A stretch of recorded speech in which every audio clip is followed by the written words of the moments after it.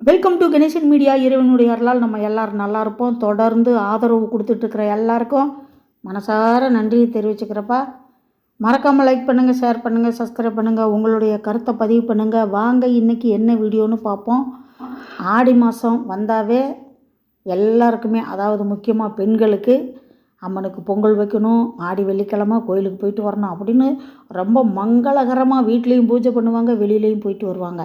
ஆனால் எனக்கே கோயிலுக்கு போக முடியாத சூழ்நிலை, உடல் ரீதியாகவும் மன ரீதியாகவும்.